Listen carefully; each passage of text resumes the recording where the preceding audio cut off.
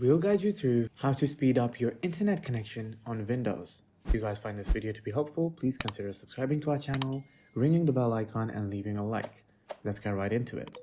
So if you guys are experiencing some slow internet speeds, we hope that this guide will help you out a little bit. So the first step we should do is press our Windows key and our R key. That's Windows R. And this pop-up will open up. And in this pop-up, we need to write ncpa.cpl. That's ncpa.cpl. Once you've written that, you can go ahead and press OK. Your control panel will open up and it will take you inside your network connections. As you can see, I'm using my Wi-Fi right here. So all you need to do is highlight the connection that you're using by left-clicking it once. And once it's highlighted, you need to right-click it and go into Properties. Once inside Properties, we need to locate this Internet Protocol version 4. And once it's been located, just left-click it to highlight it and once again go into Properties. Once we're here, we basically need to tweak our DNS settings. As you can see, it says obtain DNS server address automatically. We need to change this to use the following DNS server addresses, and we will add our own DNS addresses. Once you select this, the preferred DNS server and the alternate DNS server will be completely blank. So all we need to do is type in 1.1.1.1, and in the alternate DNS server, type in 1.0.0.1.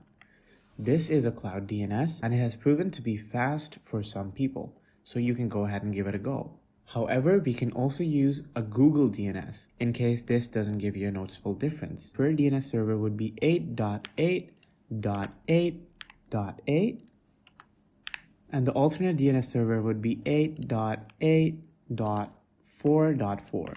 This is the Google DNS. Once you've done this, you can go ahead and press OK.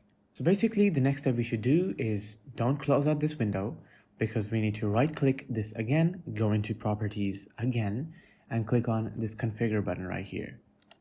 Once you've hit the configure button, you can bring this window here. We need to basically go into the advanced section right here. We need to make sure bandwidth is set to 20 to 40 and not just 20 only.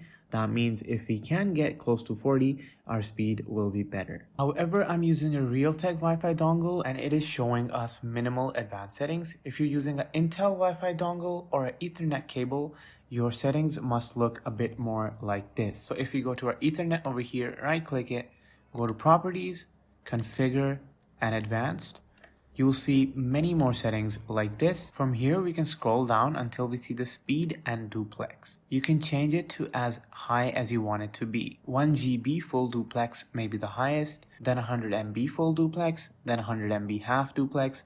You can play around with these until you get your desired speed. Also, we can go ahead and disable the energy efficient Ethernet, as sometimes to conserve energy, it may not give its full performance. So just go ahead and disable that. We should also go ahead and disable our power saving mode because of the same reason. So you can just click the drop down and disable that. There may be a few other settings that you have here, which are personally not available for me. For example, roaming aggressiveness.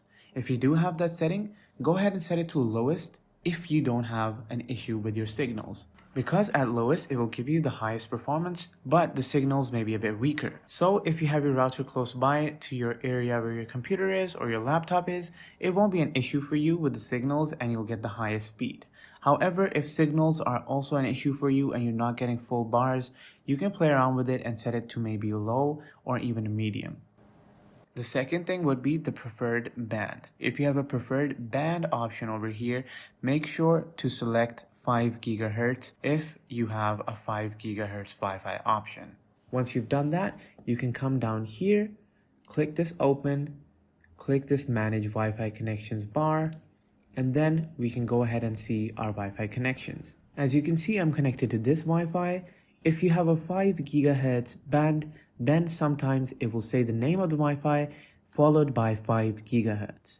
So if I had a 5 GHz band in my house, I would get the same Wi-Fi name and another option with the 5 GHz band. Or it's also completely possible that the Wi-Fi you're currently connected to is 5 GHz, and the way we can check that out is hit this Properties button right here, and in these Windows settings, If we scroll down a little bit, we can see our network band, and mine says 2.4 gigahertz. So that means even if I set it to 5 gigahertz, it's not going to make a difference because my Wi-Fi will not support it. I hope you guys found this guide to be helpful. If you did, please leave a like and subscribe to our channel. That's been it for today. Thank you very much for watching. Peace.